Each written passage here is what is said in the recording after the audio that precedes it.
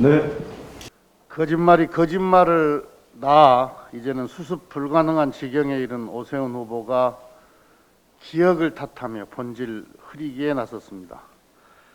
스스로 만든 거짓말의 함정에 빠진 오세훈 후보의 자업자득입니다. 오세훈 후보는 자신이 측량 현장에 있었는지는 이 사건의 본질이 아니라고 강변합니다. 그런데 어떡합니까? 그게 본질입니다. 오세훈 후보가 측량 현장에 있었다는 것은 내곡동 땅을 분명히 인지하고 있었다는 것으로 이 사건의 본질적 내용입니다. 왜냐하면 애초 오세훈 후보는 내곡동 땅의 위치와 존재도 모른다고 했습니다. 공직에 출마한 후보가 국민들께 거짓말을 한 것만큼 중요한 검증사항이 어디 있겠습니까? 오세훈 후보가 내곡동 셀프 보상 의혹에 대해 거짓말로 국민을 속이고 있는 것이 이 사건의 본질입니다. 특히 내곡동 토지가 수십 년 방치되어 있다가 SH공사의 내곡지구 개발 용역 발주 며칠 전에 토지 측량이 이루어진 사실이 공개되면서 한간에서는 미공개 정보를 이용한 의혹마저 제기되고 있기 때문에 오세훈 후보가 토지 측량 현장에 있었는지는 매우 중요한 사안입니다. 그런데 한 가지 짚고 싶은 게 있습니다. 애초에 이 건과 관련해서 뭔가 감출 게 없다면, 즉 떳떳하다면 처음부터 땅의 존재와 이치를 알고 있었다고 말했으면 됐을 텐데 계속해서 거짓말을 반복하고 뭔가를 감추려고 합니다. 좀 이상하지 않습니까? 이것은 감추고 싶은 게 있기 때문입니다. 덮고 싶은 게 있기 때문에 이렇게 거짓말을 반복하고 있는 겁니다. 오세훈 후보는 위선적 태도로 일관하면서 의혹의 본질을 흐리려 하고 있습니다. 오 후보는 측량 현장에 있었는지 이제라도 분명히 진실을 밝혀야 합니다.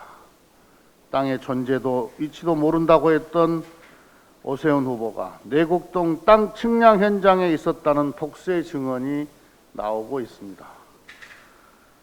그러자 오세훈 후보 측은 측량을 입회하고 서명한 사람은 큰 처남이고 국토정보공사에서 기록을 공개하겠다고 주장했습니다. 그런데 보도에 따르면 입회 서명을 한 사람은 큰 처남이 아닌 장인인 것으로 확인됐다고 합니다. 오세훈 후보 측의 해명이 또다시 거짓말로 드러난 것입니다. 사회적 약자에 대한 차별적 인식도 듣기에 매우 불편합니다. 오세훈 후보는 불법 경작인들이 얘기한들 무슨 의미가 있겠냐고 폄훼합니다. 당시만 해도 내곡동 땅에 그런 식으로 생계를 유지하던 사람들이 엄청 많았다고 합니다. 오세훈 처가 일가가 36억 5천만 원을 보상받았을 때 그들은 임대아파트도 하나 못 받고 쫓겨났다고 합니다. 오세훈 후보에게 이들은 서울 시민이 아니었나 봅니다. 길거리에서 노점으로 생계를 영위하는 서울의 수많은 노점상들에 대해 오세훈 후보가 어떻게 대할지 걱정스럽습니다. 오죽하면 경작인이 방송에 나와 너무도 뻔한 거짓말을 한 오 후보 때문에 증언을 결심했다고 말하겠습니까? 어제 MBC 토론회에서는 오세훈 후보 처 일가가 내곡동 땅 보상금 36억 5천만 원 외에 단독주택 용지를 분양받은 의혹에 대한 박영선 후보의 질문이 있었습니다. 오세훈 후보는 처가 일가가 추가로 주택 용지를 분양받았는지, 그 주택 용지가 몇 평인지, 어떤 용도로 사용했는지에 대해서도 거짓 없이 있는 그대로 밝혀주기 바랍니다. 양심선언 나오면 후보를 사퇴하겠다고 말한 것은 오세훈 후보입니다.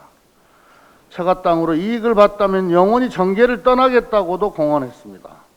누가 강요한 것도 아니고 본인 입으로 자발적으로 한 대국민 약속입니다.